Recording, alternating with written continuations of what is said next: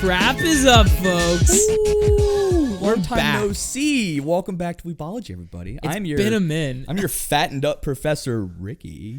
I am always fat, so that does not no. change. I am your honestly revived professor. Revived in what way?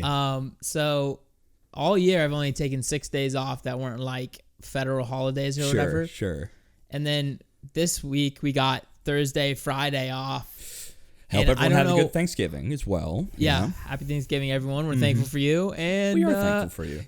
And I'm thankful that Ethan feels revived. So you took took a little extra vacation time off, or is that what I'm hearing right now? No. It's just like just having that. Yeah, I don't know why. The 4-day like weekend absolutely lit me up. Wow. For me, I always find the holidays to be like routine breaking. So I always just go on and my family, we like to get rowdy during the holidays a little bit. And it's been kind of like a 4-day, bender.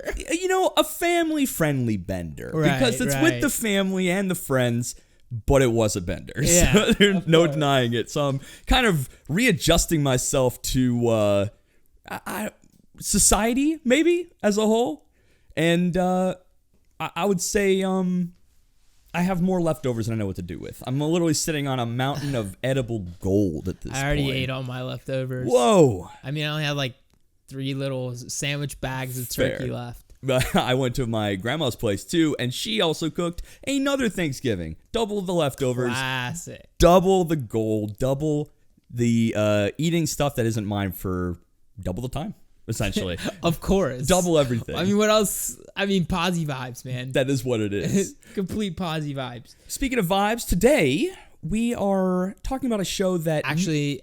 I'm going to totally interrupt you. How dare you speak for me? So I got a lot that I want to talk about unrelated to the show we're going to talk about, and I figure it's probably better to do that in the beginning than at the end. We're going to go on a little tangent time? A little tangent time. Okay, cool. Hit me with the tasty tangent. Okay, so I watched season 1 of Overlord. Okay, good. How'd you feel? Pretty surprised it got a second season, I'll be honest. Really? It was like, okay. I think the premise itself doesn't lend itself to a second season, but they're on number 3. Or a third season. Yeah, I think they're going for a 4th, maybe. So, I think this is the 4th one coming up, so pretty surprised is all I can say. Okay. Then secondly, I started watching season 2 of Is It Wrong to Pick Up Girls in a Dungeon? Okay, that is high on next on my list. Now that we're given the show we're talking about, and I've been playing a game with a lot of certain mythology in it, and that kind of seems to have a little bit of that in that. Right. Okay. A lot of that in that. A lot of that. Okay. I would just like to say, and this is something that I noticed, and I thought that was crazy. So I watched the first season of this like months ago, probably 6 months ago, maybe. Mm-hmm. And I like had a vague idea of what was going on, but like didn't really remember. Okay. The first like pre-episode, they don't even count it as like a numbered episode, was like a legitimately best summary I've ever seen of that a show does of like season 1. And not a lot of shows do that well. They kind of shoehorn like a mid-season recap, or like, we saw it with My Hero. 100%. Yeah. Like, so this is probably the first one I've ever seen where I'm like, okay, I literally could have not watched the first season and be good to go, and gotten like enough of the big points to where I could just start at the second season and feel okay. Obviously, you miss out on all the like the minutia and like kind of that kind of fun stuff. Mm-hmm. Like.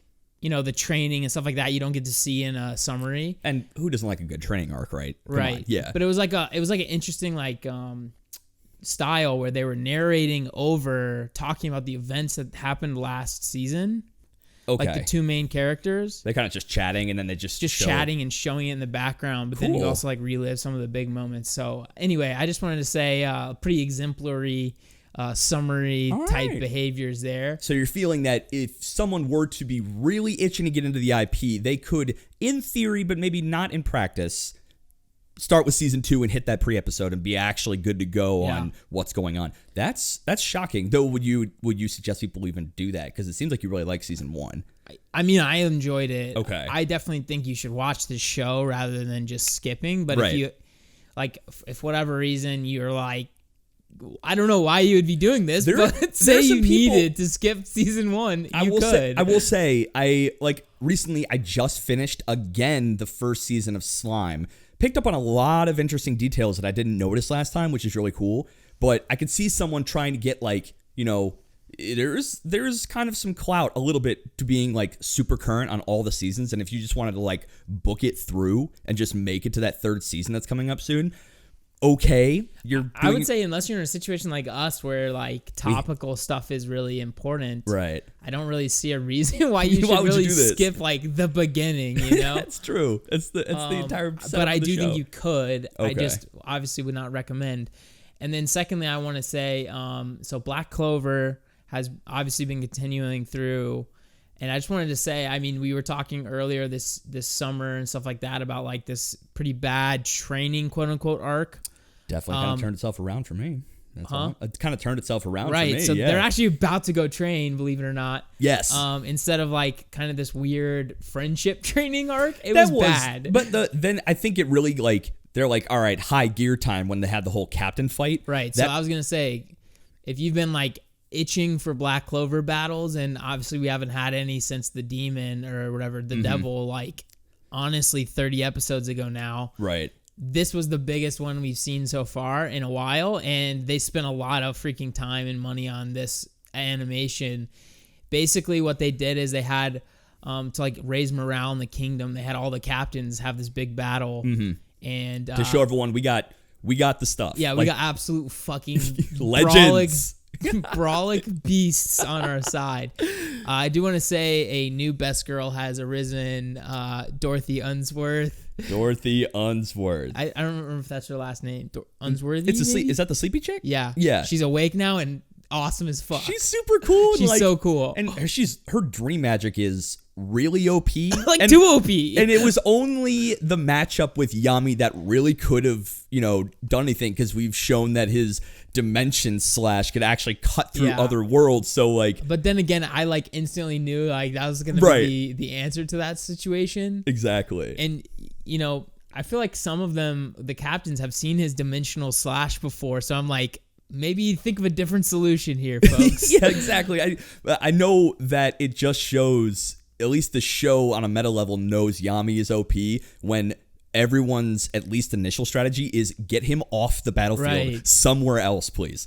And that was very, very satisfying. Right. As like a big Yami and Black Bulls fan, like them taking so much care to like get rid of him. Right. And he's been kind of like, that show's had the whole like noble peasant dynamic, and they have extended that to kind of the foreigner native of the Clover Kingdom, and they've always given him a lot of flack for being a foreigner, but they can't ignore him. They can't ignore him. They have to deal with him, and that just shows that the Spade Kingdom is going to have to deal with him too, because he was one of the pivotal individuals that handled the demon last time. Right. I mean, so he's already on the arcane stage, exactly, similar to Asta and Nero. Yeah. And the episode that just came out this week, they basically did some like the nominations for who's going to go train with the Heart Kingdom, which is like the actual training arc, which I'm pretty hype about. I want that. It seems like most of the Black Bulls are getting to go, which is funny, and like right? almost nobody else. it's 5+ Magma because he begged to go, and he's like, fine, you can come too. I want to see Magma do some stuff too. Yeah, he doesn't get the love he deserves, but I like his magic. I like his character. Well, I think him and Leo can train with the same fire guy and get somewhere. And we got a lot of Fenril. His magic bewilders me. Like, spatial fucking magic, but in a way that's not immediately offensive. But the way he can use it can be. Yes, it can be. I'm literally gonna shoot a ball that homes and teleports you anywhere I want or have been. So just another country away. Bloop, done, and you're here now. So anyway, I'm really excited about that. But then the second half of this episode was a promotion ceremony. Interesting. Did you watch it at all? I did. Yes. I feel like I'm already starting to get like pissed off with the like this world that we're in. Okay. Where it's like, in Naruto, he literally saves all of shinobis and they still like talk shit to him constantly. I think I know where you're going with this. And it's like, yes, there's this like little like court case going on, I guess. But like, you're going to promote Yuno to fucking heaven? Yeah, you're going to promote him heaven. Literally to his own vice captain's level, who is the vice captain of the best guild. And he alone has enough stars as other guilds Like, the awkward Right. deer is like, how many did we get? Yeah, What the fuck? hilarious. He had like 77. They're like, wait, did we as an entire group at all get that many? So I think, yes, that was deserved. I'm curious to have that weird dynamic between, and Lagrius. Langris, yeah. They showed that at the end. Like, Langris was looking at him all weird. I actually think Langris is going to, like, kind of recluse a little bit. I feel like he's going to basically try to teach, or whatever, to be, like, the next guy. They have to. Because Langris, I think, took what he did in the war pretty bad. Yeah, he did some pretty fucked up shit. Yeah, but like he was clearly like really twisted up by whatever the elf that was in him like kind of was. And I feel like he low key has always been and will continue to be that twisted. That the elf just like latched on and like amplified that. But Langris is kind of a tweaked dude, and it's a little weird. So I'm curious to see how these two interact. Like, this aloof dude that will not respond to any of his shit was gonna trigger him. I know it. Like, when they actually fight. Yeah, it's just so. Anyway, my main point was I'm already starting to get a little frustrated with the lack of recognition that the Black Bulls are getting. Like, they're legitimately carrying this kingdom right now, and obviously, like, we're seeing them the most. Mm-hmm. But like, if you really like, think about when they were deciding who goes to training. Literally, like 7 or 8 Black Bulls got selected, and like maybe 1 or 0 from most other like. I think like half them didn't even submit somebody. Right. And someone else said, was the Rose chick said, no one that's on my squad is worth going except for me. Well, okay, yeah, that's a bit of a stretch. She didn't say it in as many words, but she meant that. She meant that. Yeah, she actually meant that. She low key just said like, these guys suck. But like, I mean, that should really tell us something, right? Like, it should. Real Bismortier, Charlotte, whatever her name is, and then all these like underling Black Bulls are going to train. What a weird setup. It's I'm like, just saying, who has the most screen time? Start promoting these guys. Right. Like, even if you say you can't promote Asta, whatever. Like, fine.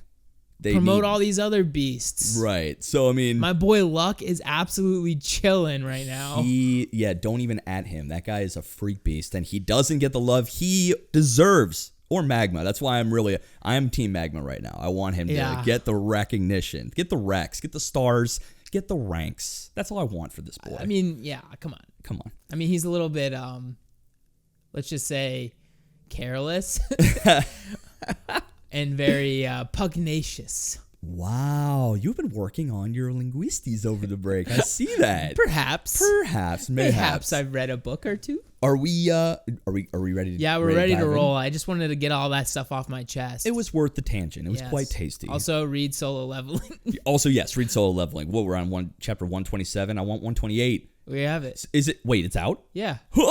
Okay, so Came out on Thanksgiving. A lot of stuff released that I didn't realize. Great Pretender season 2 dropped randomly. Wait, what? Yeah, I know. It's the entire second season is on Netflix right now, which I will be doing later. I'll have to look. Mm-hmm. But speaking of Netflix, we are doing a segment I personally love because it's kind of at the core of Weebology in this entire lab and department. Does it anime? We Indeed. take a show that kind of has the vibes, the tangential feel of anime, but, can it really be called as such? And today we're talking about Blood of Zeus, a powerhouse animation show that from the people who brought us Castlevania. And I enjoyed it? ? That's where I'm kind of sitting. What does that mean? I need your brain. I need to pick somebody's brain about this because elaborate. Netflix straight up from the inflection. I enjoyed it. Maybe because Netflix off the rip like did what they did with Castlevania and said a Netflix original anime. Right. Okay, gauntlet thrown, gloves on the table. It's literally like, okay, we're calling this an anime. Right. Nothing, and I'm going to say it off the top because I think there's a lot more discussion after this claim. Nothing about this show in any regard to me screamed anime, but I really still enjoyed it as a show. Nothing. Yeah, so this is definitely one of those situations where maybe the uninitiated would call any animated thing anime. Sure. But to be honest, I think we were really seeing a transcendence of the anime as a genre. And it's really becoming anything animated is anime. Now, do you to the general population? Right. And then I wanted to ask first and foremost, because I would say yes to this, but do you feel that these streaming services that are putting out the originals are the actual ones kind of forwarding that transcendence of the anime? Or is it, because I guess we kind of came into this thinking like, oh, it's the community as a whole evolving, maturing as a medium, and we all can recognize more things as anime. But now I'm thinking these big boys in the space are the ones that are kind of pushing this transcendence.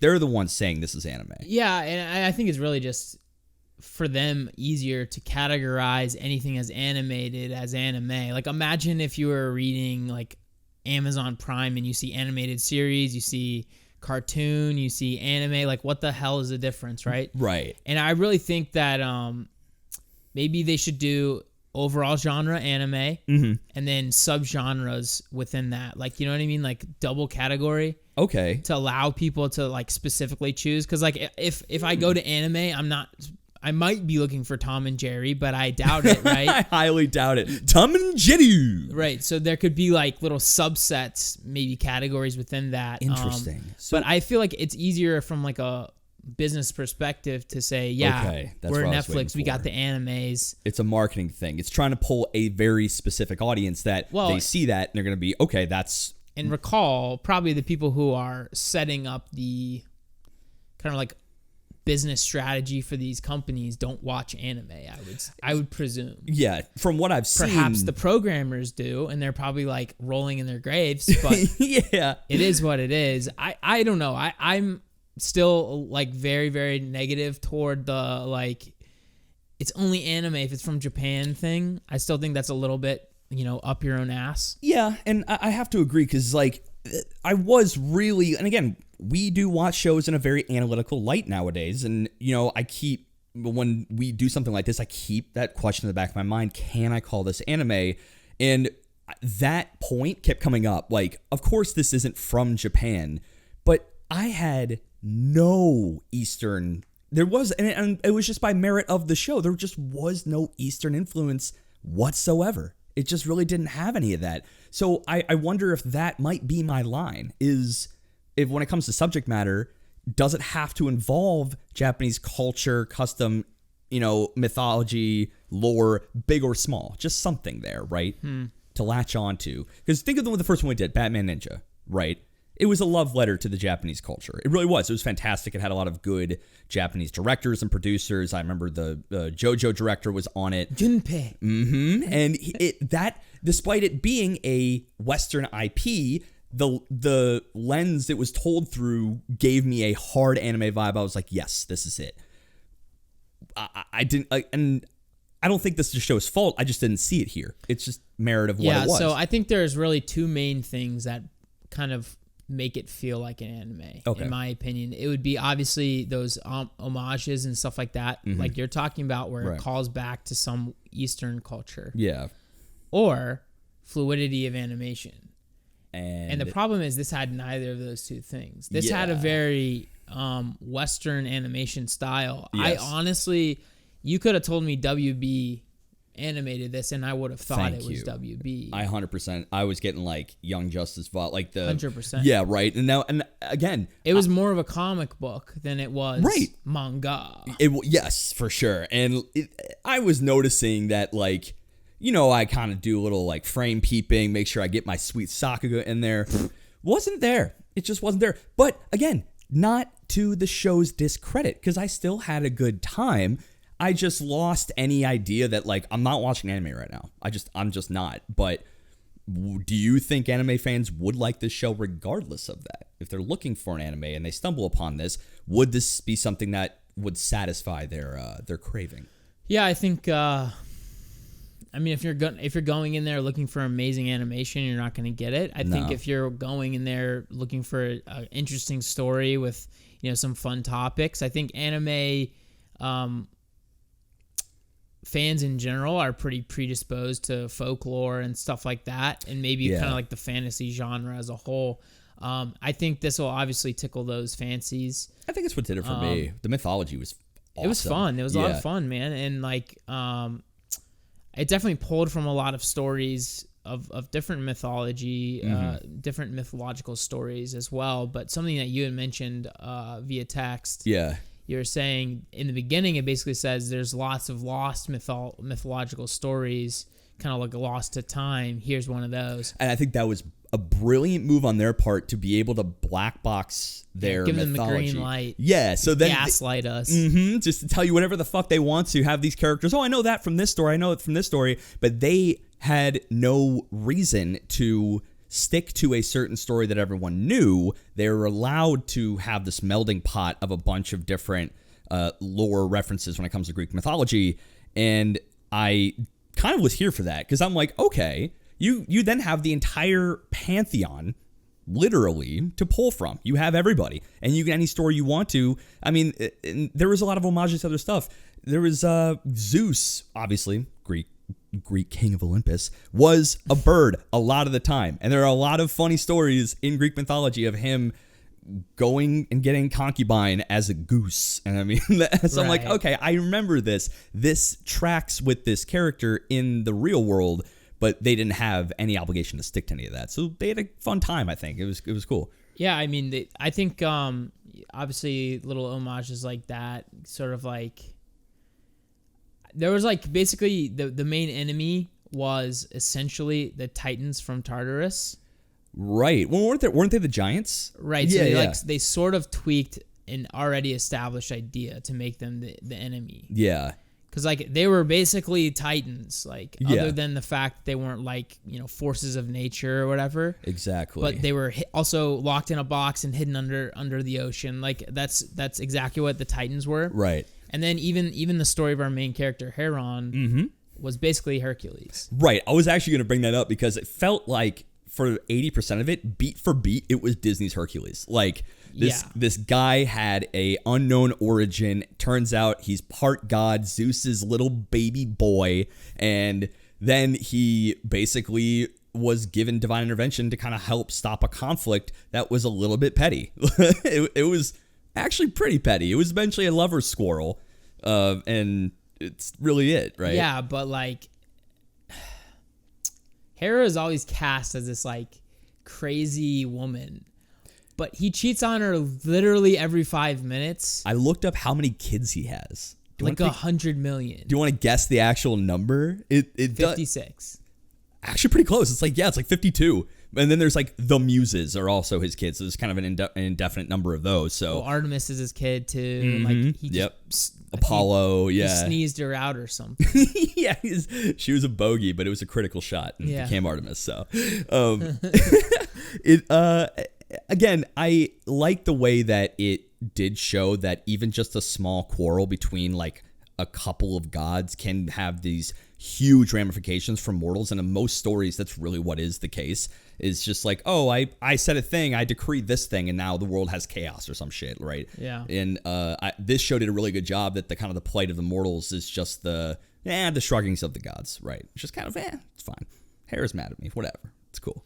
Yeah, I don't know. I think it is pretty common for that to be the case, where like the gods are always fighting about shit, and the humans on Earth are just like, "Yo, can you like leave us alone?" Can you guys please chill? Like, this is a lot. And different mythologies and different stories and stuff have like the gods made a decree where they can't interfere in human interactions and stuff like that, which was definitely like present in this story, because they said basically if you go help Heron or his mom, Hera was gonna like start a war. Yeah, essentially. Like they were your rules, they kept saying, that kind of thing. And I think that Zeus as a character throughout mythology is just very interesting to me because he's so hypocritical. It's unbelievable. He's such a Chad. Like he's like such a douchebag in the best way. Right. And there is a lot of I think there's a lot of mythology where these gods are not painted in a great light at all. But I mean, it is a two-way conversation. I mean, Olympus is a physical place in this mythos. You could, in theory, go to Olympus and just what's good, gods? And they're just like, get off my fucking mountain. Like, what are you doing here? I mean, I think it's similar to like Japanese mythology, all mythologies really. Well, not all of them, but a lot of them, where it shows like, human personification for these deities. Basically, you've got the lustful guy, right? Who's also like, happy-go-lucky kind of like ruler type, but then the jealous wife, that kind of thing. Yeah. And I think it's just, mythology does a great job of like explaining things to the people, or explaining away like trials and tribulations that humans have. I think it's right there, yeah. And I think it's the mixing of like, all of these gods, and whether it's Japanese mythos or Western mythos or Greek, whatever, they all seem to have a personification of something while also having their own negative traits. Like, how do you explain thunder and lightning? Oh, it's a god, but he's also like relatable in these ways. Like, you are as lustful as Zeus. You can call someone that. Or right? like, say a bad tsunami season. Oh, Susanoo is fighting with his sister. Right. Yeah. And then that helps people that didn't understand Cope. then. I guess, yeah, it really is just kind of coping. So, I mean, this show. Damn, Zeus and Susanoo always duking it out. Man, and everyone just kind of has to deal with it. Fuck that. But I mean, it's honestly like this show does a good job at kind of introducing the gods into the world, but like it felt a little bit like I kind of wanted just a whole story with the gods. Like I didn't really want. So I want to suggest something at the end, but we'll just kind of keep going through the story. But I totally agree. Like the humans were really uninteresting. Like kind of as a whole. I wasn't having a good time with them. I mean, Heron's fine as a main character. He's okay. Yeah. He's a worse Hercules. He's a worse. Yeah, he's like a Kmart Hercules. This is what we get here. And like really the kind of strife and interconnection between the gods was more interesting. There was like 2 factions, 3 factions at some point. It was so cool. Like to see. I always like the idea of Zeus, Poseidon, and Hades kind of like still being homies, even though they're in different places, right? And but I mean, there's lots of mythology where they could be like on the same side a lot of times, especially against giants, titans, whatever. Right. But then there's also a lot of stories where Hades is pissed now because they sent him to the underworld to rule that. And I think it kind of showed in this show for sure the emotional instability of some of these guys. Like suddenly, like I'm on your team, and then literally suddenly, the other team fucking tried to take the sea away from me. I'm gonna go ahead and be on your side now. And just are you playing both sides? Like that's what the first thing I was thinking. But you got to remember, these are deities that have so much power. Their whims can literally change tides of the battles or just these conflicts, and they're allowed to just be like, I feel like this now, and then. I feel like in like traditional stories, there's more parity between a lot of these gods in terms of strength than there was in this specific show.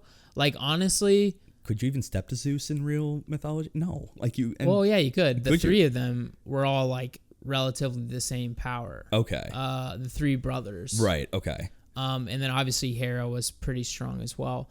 But like in this, it seems like Hera and Zeus, and then nobody else is like even in their galaxy. Right. Exactly. And I did do like a little even bit. Poseidon looked like kind of a pussy boy. He was kind of a pussy boy, and and I think in this story, Poseidon does flip sides a lot, and it just I'm not gonna anger Hera. Oh, never mind, I'm gonna go hang with you now, buddy. Yeah, that's true. It might have been because he was such a flip flopper that I felt that way. That's totally what I felt, but he never really. His feats were lacking, to be sure. Yeah. But so I don't know.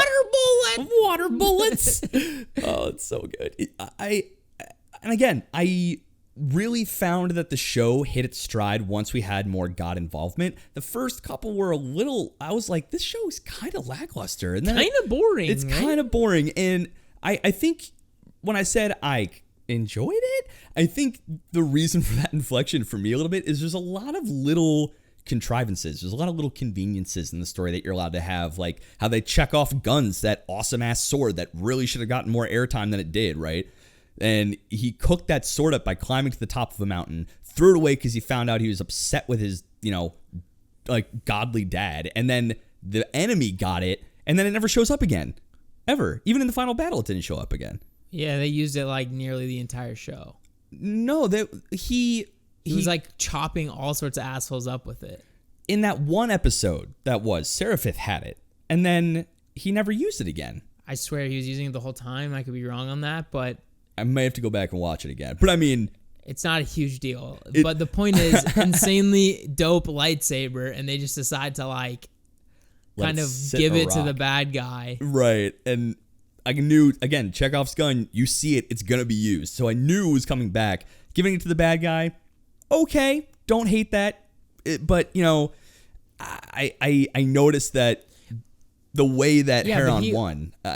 He was already fucking powerful with the Bident. That's the thing, and right then there. You give him also a freaking lightsaber. Like, I thought it was like a little bit overkill. Yeah. To the point where it doesn't matter how, you know, godly or demigodly Heron is. You're not stepping to a lightsaber and a freaking Hades Bident. Like it was literally 2 weapons. One that was Hades' personal weapon, and 2, the only thing that was claimed to be able to kill Zeus, and you gave them both to the enemy. Yeah, it's like, what the hell? And you still lost. I'm just saying, Seraph is kind of a bitch. Like, yeah. So overall, like the actual human plight in that story was a little whack. Yeah. I agree with you. It was like pretty boring in the beginning. The only people that were interesting were literally Heron and then the Alexius or something. Alexius, yeah, the warrior chick. Yeah, whatever they're called. Yeah, even like the Amazonian, the bandit guy, the smuggler. I could tell they're trying to force him to be the comic relief, but I wasn't getting any relief with that comic stuff. I was like, all right, you're just kind of a campy side character. Like Chiron was a prick. That's not normal. Yeah, Chiron was a prick, wasn't he? He's like sold her out heavy. Like literally without, and like we're literally lifelong friends, but sorry, gonna sell your ass to the enemy. You don't understand. I've got all these people to protect. Oh, I do. We've known each other for like 20 years. I freaking lived here, dude. But there's just like story beats that I found that were like really convenient or just kind of like off pace. Just things would just happen to Heron. They would just like, he would show up at a place and then the conflict would say, Heron, thank God you're here. Join us in this fight. And I'm like, okay, you are kind of this progeny of a god, and I can understand that you would be effective in these battles, but you know, the story presented itself to him. Like, it was kind of just showed up at his doorstep. Like, you know, Jason the Argonauts or Odysseus, like they just kind of were always floating around and running into these situations. True. I think that's really just like a mythology kind of trope in general. It's kind of like the hero just randomly hits all these insane things that happen to him. That's why he's a hero. And I wouldn't say that's necessarily all that different from like shonens and stuff like that. That is true. Like your main character just somehow gets involved in all the bad things that happen in the world. Actually, very fair point. I take that back then. Yeah, because I just think that might be like overall storytelling in general. Like, you don't want your main character to not be involved in like bigger things. And you see like a flat character like Goku, like things just do kind of show up because he's there. He's the strength. He's like the pillar. You want to step to that. So Heron didn't really feel obviously as, he's no Goku, but he is in fact kind of the guy. But can he beat Goku though? Could he beat Goku? Maybe with that thunder move at the end? No. Of course not. Absolutely That's so not. Stupid. Goku is so much faster than him. True. So do you actually see this going anywhere as a story? I don't see this being more No, I would be interested in seeing like more anthologies like this of like little 8-episode seasons. More lost to time mythologies. So different characters, different god struggles. I would be into that. I'd like to see more of Hades. We only really saw a little bit of him at the end. I think that's, why do that unless you're implying a second season? Exactly, right. And that ending was kind of bullshit. He told Seraphis, kneel, no, and then that's it. That's like, like, okay, that's fine, I guess, but I do want to see more of the underworld because there's a lot. Obviously, they have an entire unlimited pool of stories to pull from. Like, you have the easiest lore system to continue with this, but you know it's Netflix. They're going to cancel it after the second season, which is shite. Yeah, they might. I just don't. I feel like for 8 episodes, the amount of effort they put in the animation, like, I can't imagine it was that expensive. Me neither. And that actually was one of my big gripes. Like, I've seen what you can do, Powerhouse. I watched Castlevania. You had some pretty sly shit over those 3 seasons. But why not this? If this is kind of your next foray into quote-unquote anime, and you obviously are projecting a second season with the way you're telling your story. Why did the animation look so flimsy? It was weird. You know what? Maybe it's smart, right? Like, if, like you're saying, they love to can shit after one season or like not continue it. Why blow all your marbles on it? Fair, but I mean, especially like, what if, I don't know. You're right. From a business perspective, I would put in my like minimally viable product. Right.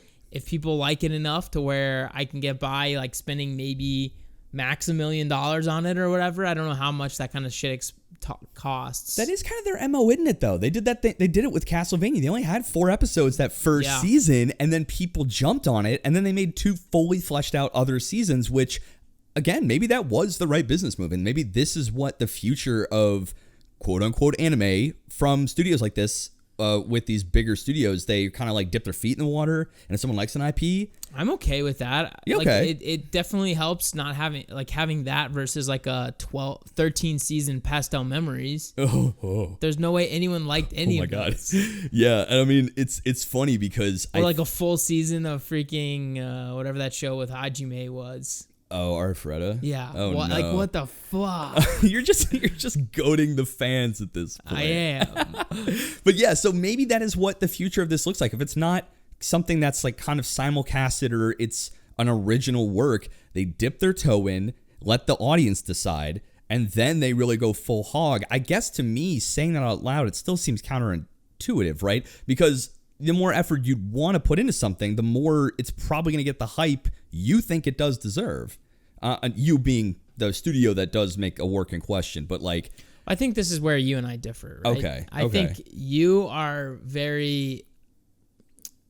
like drawn in by extremely good animation, whereas I'm drawn in by story and like potential of plot. Yeah, like So like I can definitely raise. Like I'll say this is probably like a mid 80, low 80. Really? Yeah. I was gonna give it a 77. Like a 77 Thunderbolts out of 100. Then. Sure. Yes. But I'm just saying like this is okay enough to where I'm definitely interested in seeing more, maybe in this space. Yeah. Maybe even continuing this though. Like personally, like the story's over in my opinion. Right. Like Zeus is dead. Like how are you gonna get around what do you that? do with that? Spoilers also, for Blood of Zeus, I guess. Yeah. Oops. Also, Hera like vanished.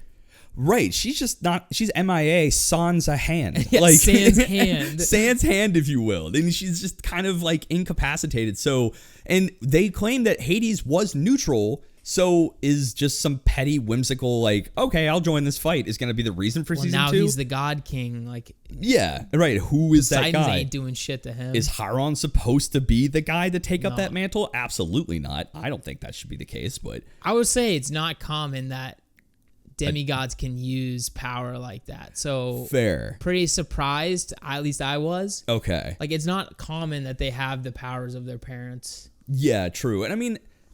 he freaking thunderbolted him. He literally grabbed him by the cheeks and thunderclapped. Yeah, he thunderclapped. By the way, very random, but okay, we're gonna have to do this. All right. So, Pokemon prices have gone through the fucking roof. Really? If you have any first edition Pokemon cards, guys, go sell them. Get them graded at least. Get them graded and try to sell them. Did you hear about the guy who had like the $1 million set that like just kind of unearthed, and he just kind of had a box of he had like literally Charizard on Charizards, and just like literally the entire community was like, you've been sitting on your retirement. Yeah, but here's the thing, like this isn't sustainable. So if you have them and you're got them graded and stuff, sell them. Okay. In my opinion, people are saying, oh no, it's only going to go up. It's only going to go up. But this all started because somebody spent $250,000 on a Charizard, like making it the most highly, paid card. Didn't hear that price. That's complete crazy. Garbage, idiot price. Right. Like not worth that at all. But it basically inflated the whole market, and so now like fascinating. You can get first edition. Blaine's Moltres is like $6,000. Like, what? Yeah, like there's Holy a lot shit. of cards now that are worth like serious coins. Wow. So just anyone out there, if you do by any chance have Pokemon cards first edition, ideally the first couple sets. Okay. Jungle, Fossil, base set. The Rocket set kind of there's Rocket set. The Rocket set will Gym get you Challenger somewhere. set. Any of those.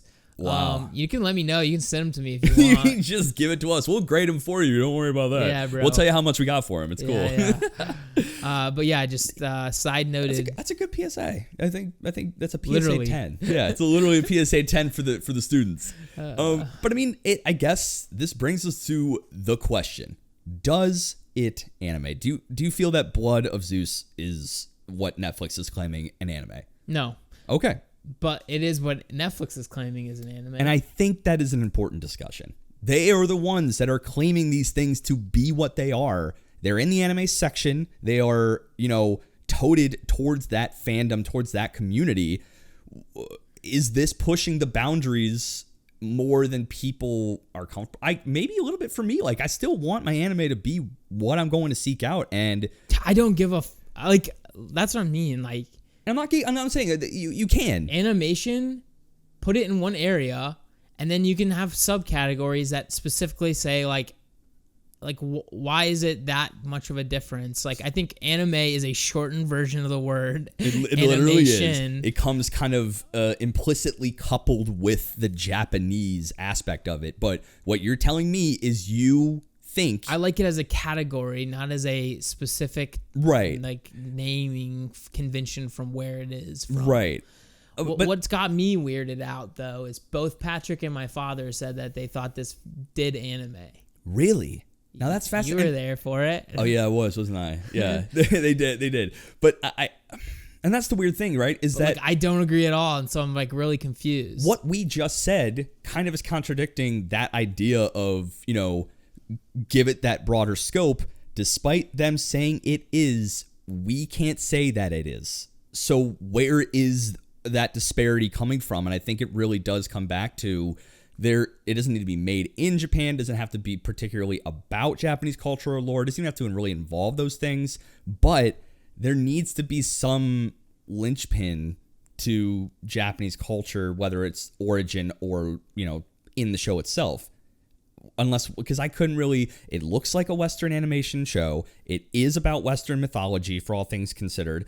And like we said, it could have been on the WB. Like, it could have been... Yeah, I mean, I think it just needs to have one of those things, Mm-hmm. And it had 0 of those telltale markers for me. Okay. And that's why I can't... It doesn't feel like a Japanese anime, if that's what the question really is. Right. I think... Is it an anime? Obviously it is animated something. Yes. So I'm willing to start calling really anything that's... It's kind of shooting our animated. Own segment in the foot, right? Because... Well, no. I still think, is it traditional anime? No. No. For sure, no. But is this a forcible broadening of the term anime? That I could probably say yes. Apparently. Yeah. So people are agreeing that it is. Yeah. And I don't know, because... Again, you really don't see too much gatekeeping anymore about you can't call this an anime or that an anime. I don't know. I see it a lot. Yeah, some forums, if you go seek it out, you'll find it. But I mean, in the general space, it's there's a little bit of melding there. And I think it's no longer the community solely being the decision maker. It is now these big players that have decided to really put some money into trying to, be on the forefront of delivering anime to as most people as possible. They're also doing the work of, oh, no, this is anime, promise. This is. Take our word for it. And that's what we're going to call it, at least. Yeah, I mean, I think there's an implicit authority. An implicit, authority is not really the word I was looking for, but yes. I think kind of, yeah. I mean. Implicit. Concept contribution. I mean, something like that. Subject matter expert. But I'm looking for a word that isn't that. Right. They're the ones that are doing the work of telling you, it doesn't feel like it, but trust us, we make this stuff. This is our homebrewed thing, and it's an anime because we're calling it that. Why you think of the word? The question that I guess that leads to is, anime has been such a community-driven, subset of the population. I mean, it's a fandom that has been kind of, hype train is from people. We decide what is the best and what's the worst. Do you feel that this kind of concept, this implicit, I'm going to keep using authority because it's a little bit of that, are you okay with that? Or someone telling you that, like, no, don't listen to the community. This is anime. We call it that. I almost feel that we're kind of being served up something that we didn't necessarily consider to be something we wanted. I don't know. So my stance on this is, I think people need to get over themselves a little bit in terms of Fair. Like the way that we like to all be special little, snowflakes about things. Fair. Yeah. Like, I think when you are asking for anime, right, you have to be willing to accept all the anime and anime adjacent things that they're willing to give you. Yeah, right. Because then, and like watch those and enjoy them if you can, because that's the only way that's going to signal the market that people do actually still want these things, and they want maybe an increased amount of them. Yeah. Right? Like I think about this they clearly didn't spend a lot of money on this specific IP. Can't say as much as Castlevania for sure. And so, but look at Castlevania. They did really good for 4 episodes. They definitely spent more money, or probably around the same amount for 4 episodes versus this 8. Sure. Signaled, everyone freaking loves this. Give us more. And then that's how it happened. I think people are first of all, clueless about economics in general. And so it definitely doesn't help. Like gatekeeping, first of all, is dumb. It is dumb. I think it makes no sense to say, like, I want to be the only one that can enjoy these shows. Or if you want to, you have to get past my arbitrary set of tests, I guess. Yeah, and it's just like, do you want more people to talk about anime with? Do you want more anime to be created? Right. Do you want more... That IP you wanted, that IP that hasn't been animated in 20 years, you want that back? Or you want it to have... Yeah, you're not going to get that unless you have more voices. Do you want a season 2 of freaking No Game, No Life? Oh, don't. Oh, that got me triggered. But that's another good thing I was wondering about that question is like, sorry, economics really fast. Yes. If there is nobody watching or buying something, they're not going to make it. I'm sorry to like break it to you guys. People don't do it out of their goodness of their heart. The only place you're going to find something like that is like a forum, like creator-driven thing, like a webtoon or something like that. Fair. Where potentially they just enjoy the story they're making, and that's why they're making it. Yeah, regardless of the clout that it did get, they're making it. Right. And so I just think people need to get a little more realistic with like how this works. Like if you don't watch the show, or big people like Netflix don't make shows in a similar vein to what you're looking for people to watch and enjoy, like, it's just not going to happen. Exactly. So you're going to have to make slight concessions. So actually, better segue than what I was going to do before the economics thing was that thing I said, that these Netflix and Hulus are making originals and they can be implicit authorities on, we know what you want because maybe an algorithm says it, not a grassroots community thing. The flip side is a little more dangerous. We kind of mentioned earlier the whole, they're going to drop it after season 2. Ha ha ha.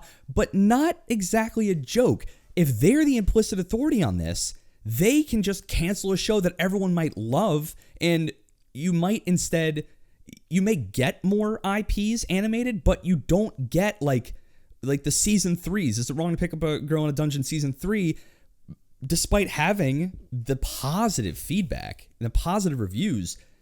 If these guys are the ones that are serving us up this stuff, they can unserve it at any point. Okay, well, anyone can do that. Like, let's not forget these shows and manga and stuff like that have these massive hiatuses. Yeah. Everyone loves Hunter x Hunter, but it doesn't mean that he's going to make more. Like, I think this is definitely one of those things where it's like sort of like a getting worried about something that we have no control over. They're either going to continue making something or they aren't. You may as well patronize it while you can, so that they know there's at least some algorithmic signal that yes, people are watching this and people want more of this. Well, they could, of course, they could have a My Hero Academia season 1 where everyone loves it and still not make season 2. But guess what? It's completely out of our hands. I guess, but you want to go animate it? Yeah, I guess. You know what? Get me a piece of paper. I'm starting right now. Yeah. I'm hitting the storyboards. No, there's those articles in the news, kind of news articles that came out about how Netflix found that no matter how popular the show, after 2 seasons, it is not economically viable to create a 3rd season. And they started nipping really strong IPs in the bud. Altered Carbon, a couple others like sci-fi ones got nipped. And I keep thinking to myself, well, shit, like what if it's an IP that I've been waiting years, my life to see, and Netflix picks it up? And I know there's an arc that would just slap heavy. And they say, fuck it, it's not viable in our algorithm's sake. And despite all of the clamoring, an algorithm told me I can't see it. Despite the direct... I mean, fortunately, it doesn't seem like they're picking up, like, manga to animate. They're generally doing, like, smaller stories that they create. They do have homebrews. Like, I know BNA was a homebrew... That's what I mean. Yeah, it wasn't, like, a long-running manga that there's, like, the first one somehow to get onto it. Like, it doesn't seem like they're really going down that path. Okay. Which definitely leads more toward their business model. Yeah. Than like a Crunchyroll or somebody like that who's just gonna give you everything, you know. I like that, and I think that keeps Crunchyroll like semi-relevant, always relevant, because they're gonna be, I think, in time memoriam. Hopefully, they're the ones that are gonna be like, we are picking up your. Didn't they just get bought for like $2 billion? Yes, I Sony? Don't know. Was it Sony? Yeah, Sony's got them now. So, all right. Sony boys, I'm okay with that. I mean, they're gonna just steal all our info. No biggie. No biggie. They do it anyway. But yeah, so I think where we land, honestly, not an anime. Despite, I think not a traditional anime, but I'm obviously willing to cheat. I'm willing to cheat. So do you think in the future there's gonna be like a Western anime column on Netflix and like Hulu? No, I'm telling you, it's gonna be anime. And then it's going to break down to like cartoon, adult animation. Japanese animation. They yes. already kind of are starting to do that. Exactly. Yeah. So they have like, I know I've been watching that Hiragashi that Patrick suggested. And are you crying yet? No. It is quite scary though. Did he completely blow it out of proportion? Love you, Pat, but a little. I think I don't think it's a bad show. I just think the hype he gave it threw it in a category that I don't think it's gonna reach. And I admit it's got some really creative horror in it, and they're doing this kind of like looped concept thing that's really some curious. Creative horrors? Some creative horrors. Some really creative horrors. But I don't know. I think he just like a Clydesdale. Yeah, actually, I don't know how you knew that was in the show, but there is in fact a Clyde. No, I'm just kidding. But he shot it in the stratosphere, and I just don't think it's there. And again, I haven't finished it. I know it's aged. I know it's also kind of a bitch to watch because it's none of the normal streaming platforms, and I have to sail some high seas to get it. But amazing. Yeah, right. But in any case, I think that. Where was I even going with this? Some Pat and Hyperstratosphere anime. He was the one who said that Blood of Zeus is an anime. Rounded it back. Yeah. So I'm sure that's where you were going. There's a shifting. Oh no, I was saying that now all my suggestions are like horror animes I have no idea the names of on my Hulu, and I'm like, okay, I guess I'm doing this now. I guess I'm a horror anime guy. Yeah, now. It's coming right off the wholesome slime train right into. Boom. God, slime is so good. God, yeah, I am pretty hype on that. I refound a love for that show, and I cannot wait for season 2, which season 2 of a real traditional Japanese homegrown anime. It's just a lot of fun, man. Boom. What a wholesome fun time. What a wholesome fun time. But yeah, I missed you guys. I missed you guys too. We haven't recorded for like 3 weeks. It's been a while. Yeah. And what else? What else do we got to tell him? I mean. Honestly, it's just a busy time of year. Yeah, we should be more active and probably we'll have to see what happens with AnitubeCon. Yeah, that's coming. I think the 10th through 12th or 11th through 13th of December. Yeah, the 10th and 11th, I believe. Okay, but cool. I am pretty sure unable to go. I can go to at least most of that. I do have we have a thing we got to go to, not to. Don't we? A mutual friend's wedding. I don't know. I'm trying not to dox people. I'd rather be on the safe side. The better way to do that. The one, he's actually been on the show too. So I mean. Well, now you're really narrowing it down. Well, now I'm not. There's a couple maybe. Yeah. So the thing is, I have rehearsal dinner the night before too. So I'm pretty much fucked, I think. All right. Yeah. I'll lead the labs away. Hold it down. I got it. I'll hold that fort down. But in any case, whether we're on it or not, you should check out AnitubeCon. That December weekend, 11th through 13th, 10th through 12th, something like that. And we usually do some kind of like coronavirus relief or BLM or some kind of organization that we try to raise money for to give to charity, to use our voices to better the world, frankly, I think. I guess. I mean, I will. We're going to do that. But yeah, thank you. You know what? Thank you for coming to class. If you want to see us on the YouTube with your eyes and ears, hello, we're back on that. I'm actually going to do it this week, I promise. Choo-choo-choo. If you want to listen with your... If you want to listen to Pachoos with your ears and not your eyes, you can go anywhere you get your podcast fix. Spotify, Apple, Google, Stitcher, all those things. Please leave us a like, comment, subscribe on the YouTube, or a 5-star worded review on Apple. I'm emphasizing that this week. Ideally, because it helps other people find our show. True. And more we also, have, more we pop up. Yeah. More 5 stars mean people believe in our authority to talk about anime. And I just sleep better at night, frankly. Shit, frankly. Yeah, I notice I'm more active. I'm like more aware. It's just like if I get 5 stars, I get a full night's sleep, and if I don't, I get like 1 hour, and I'm cranky at work. I haven't slept in 12 days, frankly. Honestly, it just hasn't. You guys happened are for slacking. No, if you would like to email us, weebologypodcast@gmail.com. If you'd like to hit us up on Twitter at weebologyp, and if you would like to hit us up on Instagram, weebology.podcast. Yeah, just like DM us, tell them we're doing a good job, or like anything you want us to watch. Like, hey, why haven't you really done a Cowboy Bebop episode? What the fuck is that up with that?